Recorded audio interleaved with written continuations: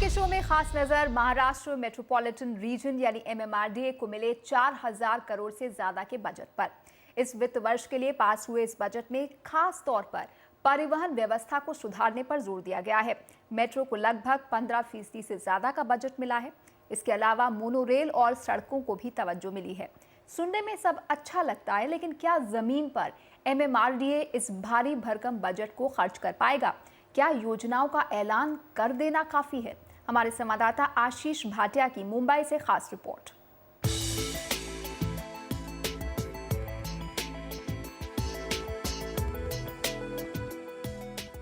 नया वित्त वर्ष और MMRDA के लिए एक और बजट, लेकिन क्या जो पैसे मिले हैं वो पूरे इस्तेमाल में लाए जाएंगे और क्या वक्त पर प्रोजेक्ट पूरे हो पाएंगे? महाराष्ट्र सरकार ने 2014-15 के लिए 4240.78 करोड़ रुपए प्राधिकरण को दिए हैं। जो बेसिकली जो नीचे जो जो एमिनिटीज़ है या जो भी यूटिलिटीज़ है, वो तब मालूम पड़ता है कि ये यूटिलिटीज़ पानी की जा रही है या BST की जा रही है या स्टॉर्म ड्रेनेज की जा रही है या सीवरेज की जा रही है। फिर उसको रेक्टिफाई करने के लिए जो टाइम जाता है, ये सब चीज़ों के कारणवश ही कुछ प्रोजेक्ट्स को देरियाँ हुई है। लेकिन आज भी जैसे मैंने कहा कि देर ही सही लेकिन दुरुस्त सही, ऐसे सब प्रोजेक्ट्स पूरी करने की कोशिश राज्य सरकार की है। MMRDA के 2014-15 के बजट पर निगाह डालें तो कुल 4240.78 करोड़ रुपए में से 634 करोड़ मेट्रो लाइनों के लिए हैं। कोलाबा बांद्रा सीप्स लाइन 3 पर ज्यादातर खर्चा होगा। 400 करोड़ रुपए मौजूदा मोनोरेल नेटवर्क के लिए हैं। 1000 crore extended Mumbai urban transport project या MUTP 2 के लिए। मुंबई अर्बन इंफ्रास्ट्रक्चर प्रोजेक्ट 1 को बस 215 करोड़ मिले हैं। Extended Mumbai urban infra project को 650 करोड़ रुपए और 219 करोड़ रुपए जल संसाधन, कचरा प्रबंधन और जन सुविधाओं की बेहतरी के लिए दिए गए हैं। राज्य सरकार के परिवहन और क्षेत्र के विकास प्रोजेक्ट्स पर ध्यान देने से जानकार खुश हैं। पिछले बजट में सारा ध्यान परिवहन, पुलों, सड़कों और कनेक्टिविटी इंफ्रा पर था, लेकिन इस बार ट्रांसपोर्ट इंफ्रा और रेल इंफ्रा के लिए करीब 1000 करोड़ रुपए रखे गए हैं, जो बहुत बड़ी रकम है। Hygiene of the city. हालांकि मौजूदा वित्तीय वर्ष में बजट में 5% इजाफा हुआ है, लेकिन पिछले साल में धीरे धीरे बजट घटता रहा है। 2009-2010 में ये 6653 करोड़ रुपए था, तो अब जाकर 4240 करोड़ रुपए हो गया है। MMRDA को अपने प्रोजेक्ट पर समयबद्ध तरीके से काम करवाना होगा, वरना पिछले साल जैसी हालत का सामना करना पड़ सकता है, जब बीच साल में सरकार को उसके बजट में कटौती करनी पड़ी थी। जितना मिला था उसका लगभग 40% बजट ही इस्तेमाल किया जा सका। इसके ऊपर से प्राधिकरण को MUIP प्रोजेक्ट में देरी होने पर CAG ने भी फजीहत की। CAG ने 2008-2009 से 2012-2013 तक की ऑडिट रिपोर्ट में बताया कि नवंबर 2013 तक जो 157 काम होने थे, उनमें से सिर्फ 38 पर ही काम हो रहा है। मुंबई मेट्रोपॉलिटन कमिश्नर ने NDTV को बताया कि ऐसा प्रोजेक्ट्स की प्राथमिकताएं तय करने की वजह से हुआ। जब MUIP बनाया गया था, मुंबई अर्बन इंफ्रास्ट्रक्चर प्रोजेक्ट, तो उसमें बहुत बड़े पैमाने पे रोड्स और फ्लाईओवर कामों को लिया गया था।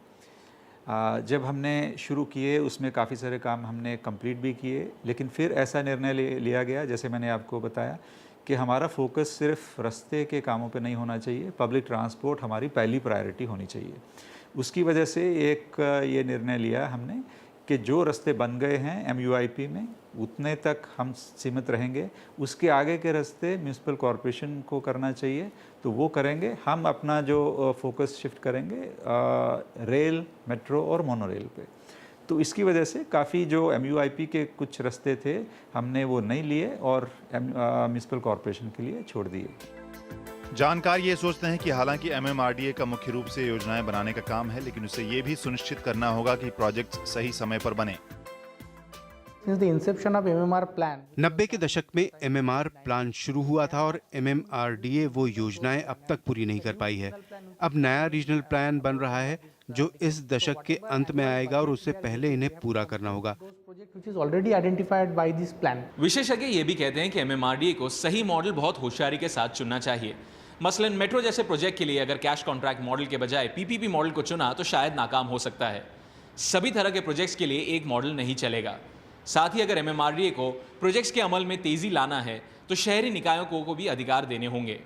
मुंबई से कैमरा पर्सन नीलेश देवादिगा के साथ आशीष भाटिया, NDTV के लिए।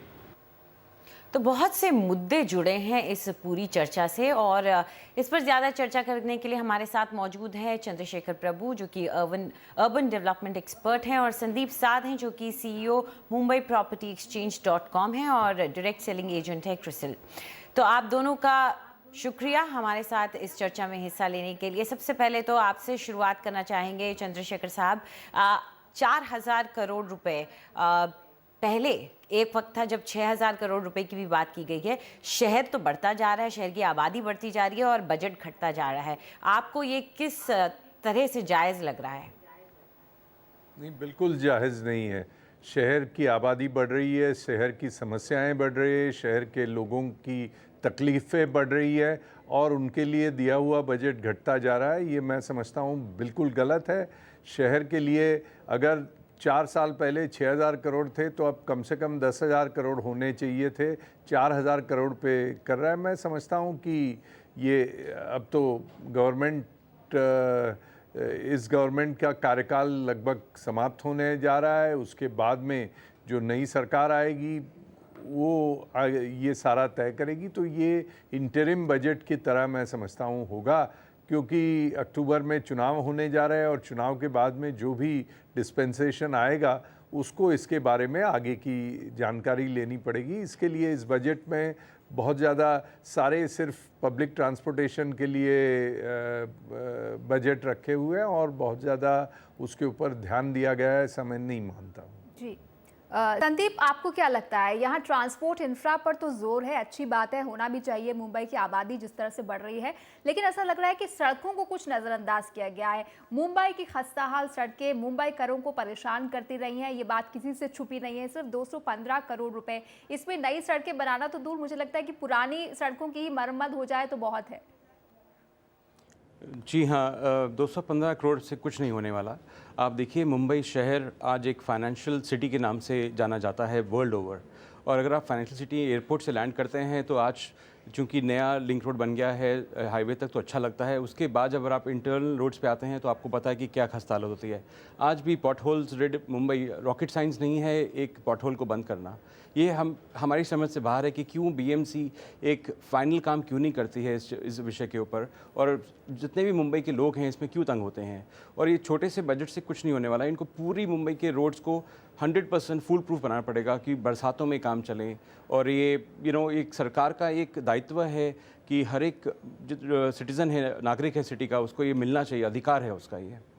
जी नहीं, लेकिन मैं इसके बारे में समझता हूँ, मुझे ये लगता है कि ये रास्ते का मामला ये म्युनिसिपल कॉरपोरेशन का है। इसका MMRDA के बजट से कोई खास ताल्लुक नहीं है। पहले MMRDA गलत काम करते थे कि जो उनका काम ही नहीं है वो रोड का काम वो खुद लेते थे। तो BMC जब तकलीफ हो जाती थी तो कहते कि ये MMRDA की वजह से तकलीफ हुई, MMRDA कहते BMC की वजह से। लेकिन ये काम क्या वाकई BMC के साथ डिवाइडेड है क्या? ऐसा तो नहीं है कि MMRDA भी इस पर पैसा खर्च कर रहा है और BMC भी इस पर पैसा खर्च कर रही है?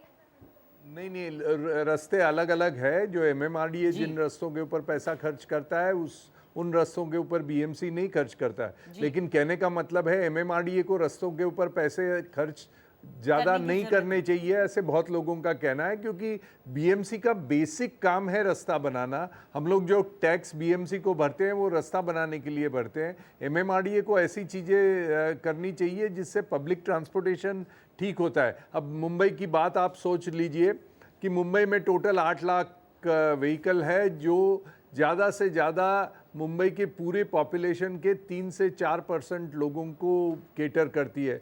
जबकि जो रेलवे सिस्टम है उसमें वेस्टर्न रेलवे और सेंट्रल रेलवे में मिलके 80 लाख लोग सफ़र करते हैं। तो 80 लाख लोगों का ख्याल ज़्यादा करना चाहिए कि 4-5 लाख मेरे जैसे लोग जो गाड़ी में सफ़र करते हैं उनका ख्याल करना चाहिए। कार के लिए BMC एक्ट के तहत BMC का ये फ़र्ज़ बनता है कि वो रास्ते के पॉटहोल्स हो या कुछ हो करे। MMRDA को वास्तव में उसमें बहुत ज़्यादा ध्यान देने की ज़रूरत नहीं। ऐसे एक आध रास्ता हो कि जिसमें BMC नहीं कर सकते उसमें MMRDA ज़रूर कर ले। जो रास्ता मुंबई से मुंबई के बाहर जाता हो, जैसे ट्रांस हार्बर लिंक वगैरह।